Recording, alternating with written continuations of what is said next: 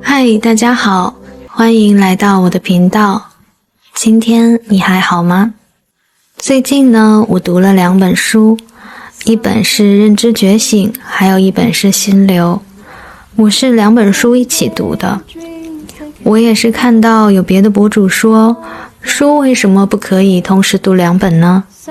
所以我就一起读了这2本书。我是先看的《认知觉醒》，然后里面提到《心流》这本书，所以又开启了第2本的阅读。总体来说呢，这2本书都非常的引发人的思考，是可以让人看待事物有很大的转变，还有做事的效率得到提升。那今天呢，我主要想来和大家分享的是《心流》这本书，因为我可能有更多想要表达的吧。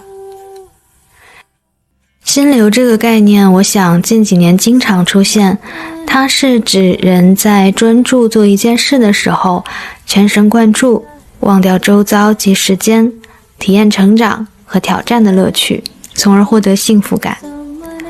这种感觉就是，比如你在聚精会神地解一道数学题、绘画、攀岩等等。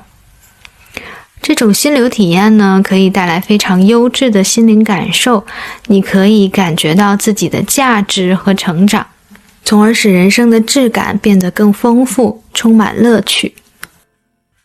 这本书真的讲了很多观点，从人类思维的模式到如何培养心流体验，直到找到人生的意义。那我今天就和大家分享一些我认为比较触动我的观点吧。我把这一期的标题定作为摆脱内耗，就是找到生活的控制感。那就来分享找到控制感的第一步。那第一步呢，借用书中的话说，就是做自己的主人。他是讲人其实是会被欲望牵着鼻子走的，而这种被捆绑的体验是非常损害生活质量的。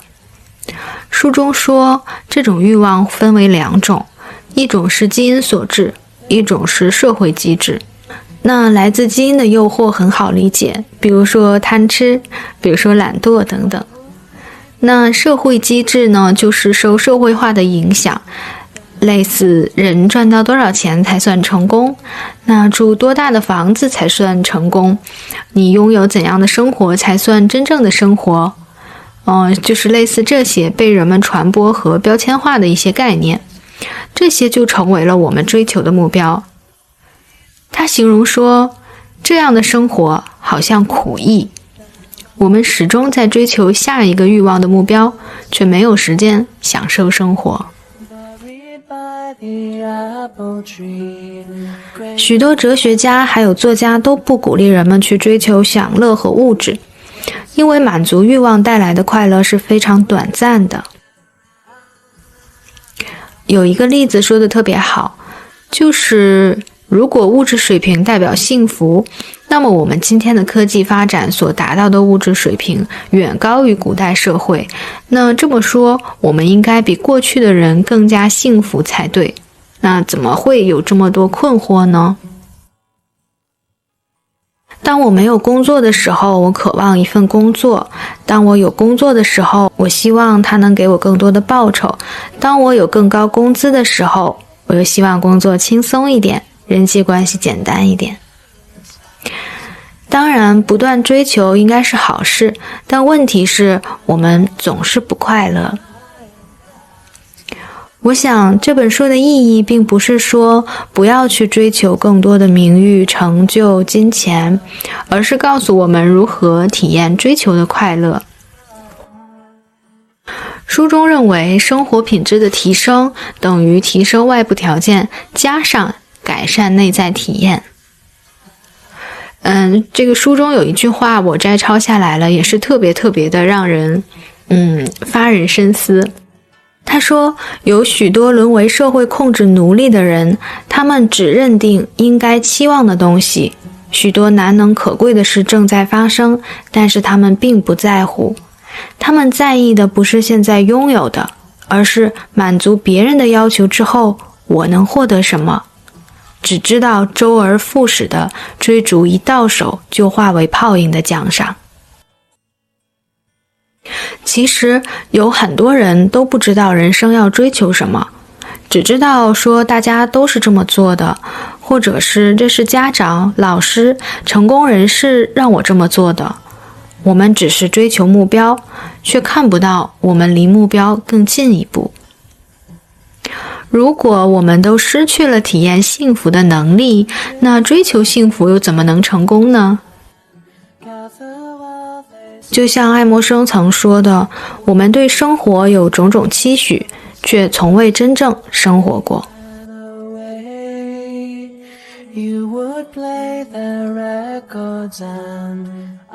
我想许多内耗也是由此产生的，因为我们总是在反省自己，总是在用一套标签化的准则来衡量自己。我们要学会的是建立一套自己的准则，那不再靠外界的奖罚来确定自己的价值，而是自己有内在的独立意识。而且我今天就是恰好看到杜素娟老师的视频，她说成就和名誉是结果，而不是目标。明确目标是好事，而当我们只关注目标的时候，往往就失去了方向。如果你是学生，当我们执着于成绩分数时，就会带来很大的压力。而要达到好的成绩这个目标，分解开来，其实就是要弄明白每一道题，每一个知识点。抛开分数的威胁，我们就会体会到学习的乐趣。那如果面对工作呢？当我们执着于我付出了多少，而他能给我多少工资和酬劳时，我们就会觉得不公平。而分解开来，获得更多的金钱，我们需要的是提升自己的能力，还有眼界。那不管是成绩还是金钱，都是我们自己成长的附属品，是我们自身变得更优秀的结果。所以抛开得失的计算，我们就能体会到工作的乐趣。当奖赏不再受外界力量的管制时，幸福的权利就回到了自己的手中。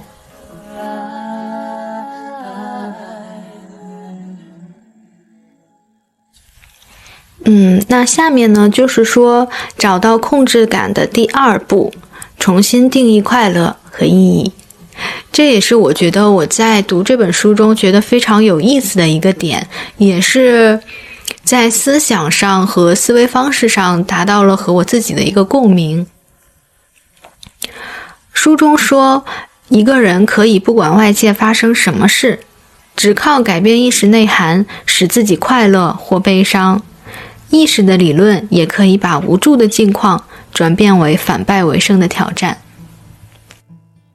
这个观点让我想起小时候读过一些心灵鸡汤的书，大概意思就是说，你的内心是什么样，你的世界就是什么样。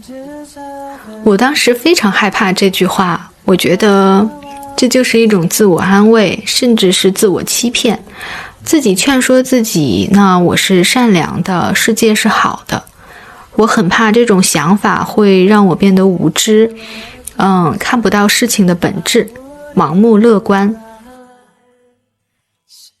直到我开始接触心理学，那在心理学上有一个观点，就是人与人心理活动的差别取决于他如何解读这个世界。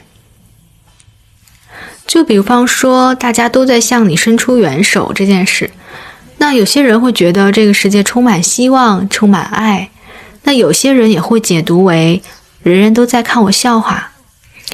当面对失败时，有些人解读为这是沉重的打击，有些人会解读为失败就是尝试，我还可以做得更好。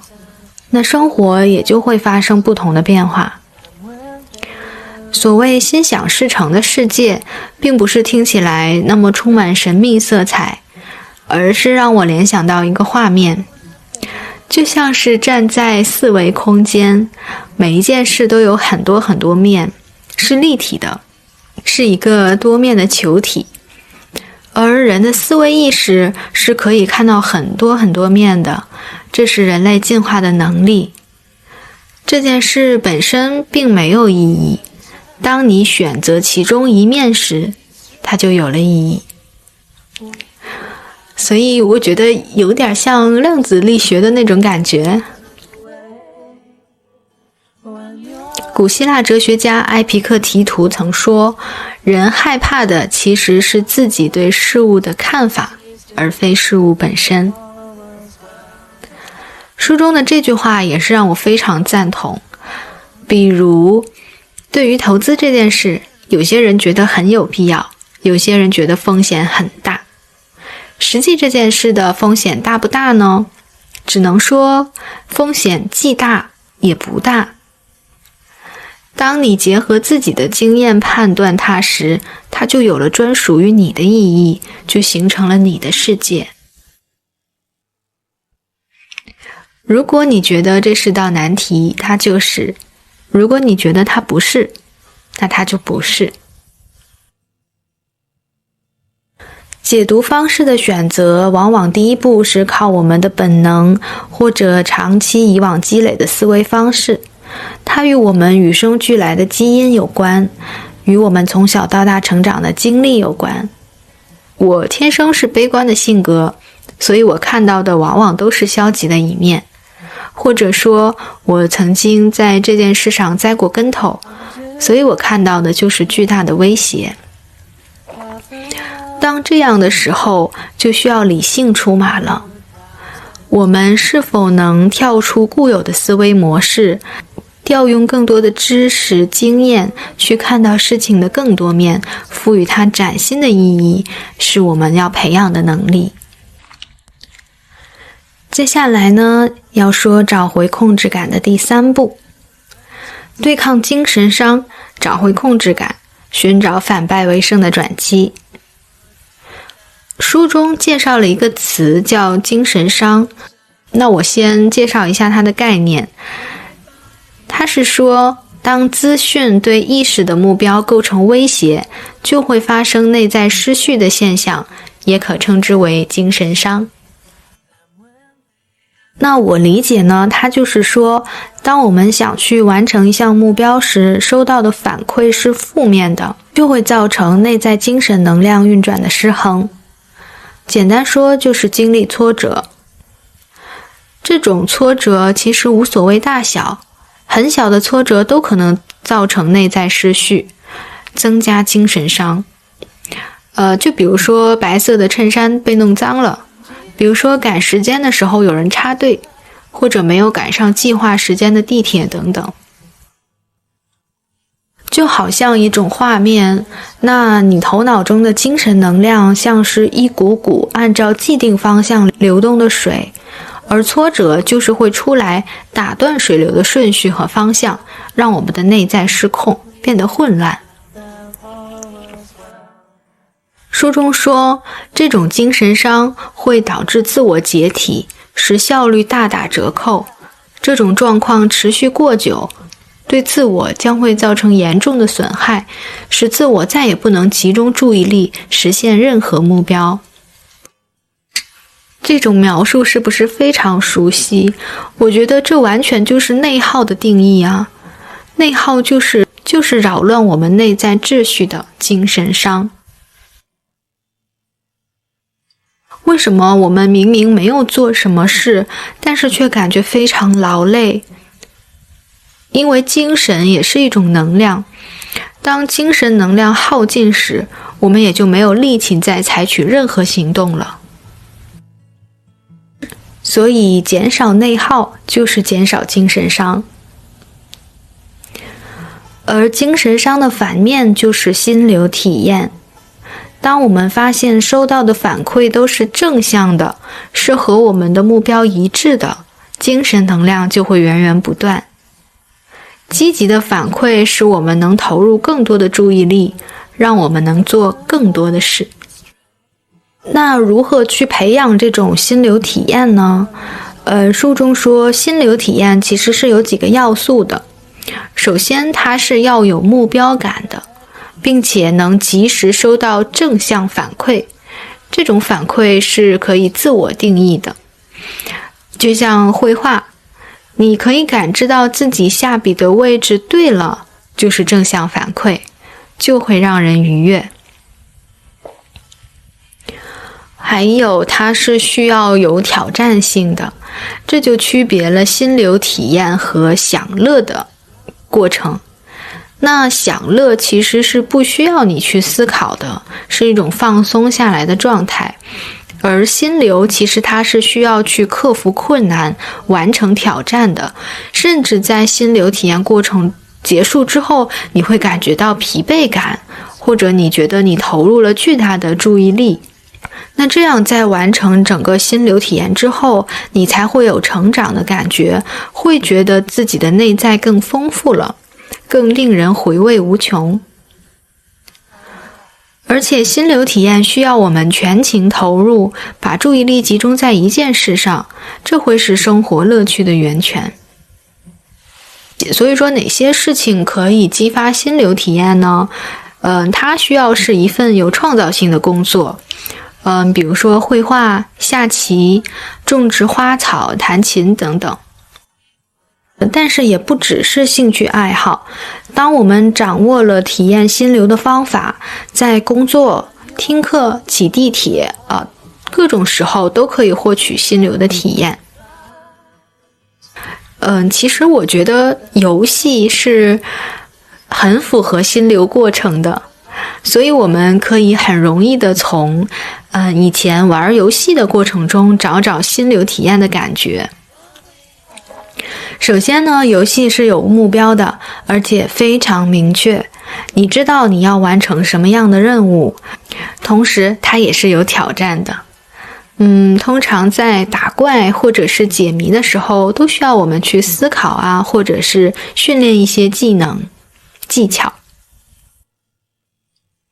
而且它的反馈都是及时的，不会让你等待或者迷茫，你可以明确的知道自己是不是接近目标。而且游戏的难度设置是递进的，这样它会让你尝到胜利的滋味，同时呢，下一关又会提高难度，给你不停的目标，否则我们就会因为太简单、太熟练而感到厌倦。并且它需要你集中注意力，将你的意识汇聚，忘却时间，不再分心。那完成挑战之后呢，它会给你明确的表扬，给你奖励，给你荣誉，让你感受到成就感。那这一套的过程就是游戏让人上瘾的原因呢。那当我们知道游戏和心流体验机制的联系的时候，我们就可以试着把工作或者学习变成一种游戏。当然我不是去说放下对生活的敬意，变得随意随便玩玩的意思，而是给自己创造自己的心流环境。我曾经就在工作中运用过心流体验去对抗精神伤，我想大家仔细的回想，都会或多或少的体会过心流。那我曾经的工作是有一个非常严苛的领导者，我的上司，甚至我觉得他有些偏执，只认为自己是对的，听不进别人的意见。而且我觉得他看待别人有偏见，无论你多么努力，不知道哪个点就会触动他，然后他就会批评你，质疑你的能力，甚至态度。就是说好像很极端可是当时我就是这种感觉。当我把我的注意力全部集中在这件事的时候，我就有源源不断的精神伤，内耗让我精疲力尽。因为我觉得自己很失败，而且面对它时总有不自觉的恐惧感。那工作也不能完全的全心投入，而是一直在想我怎么做，怎么才能不受批评，怎么才能得到认可？甚至可以说那是一段相当黑暗的时期。后来我就开始想换工作，想去看看我能不能找到比这更好的工作。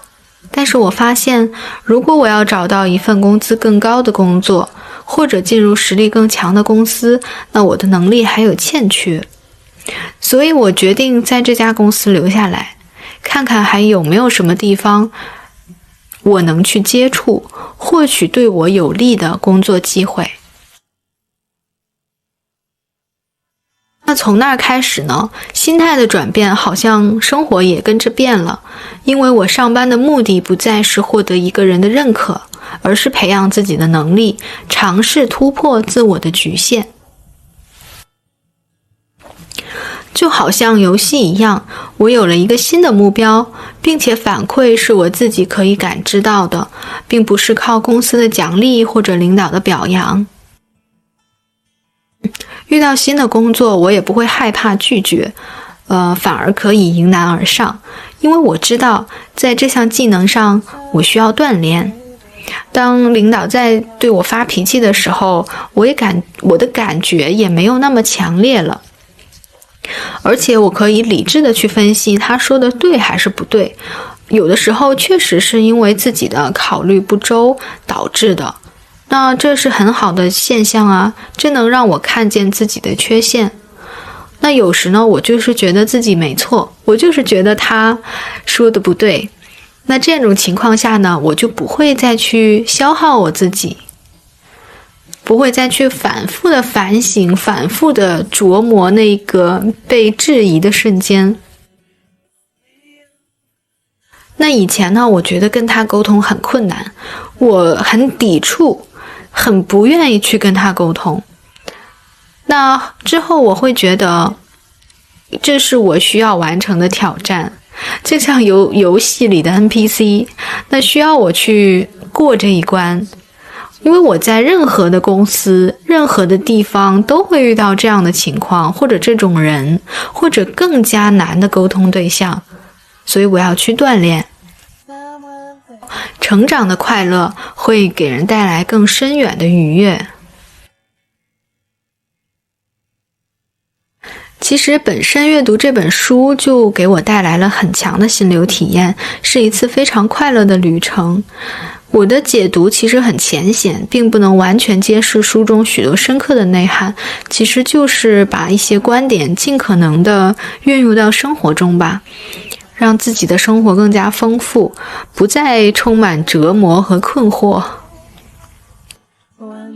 所以有兴趣的话，大家可以去仔细的读一读这本书，每个人都会有不同的理解，那会是你打开新世界的大门，让你充满希望。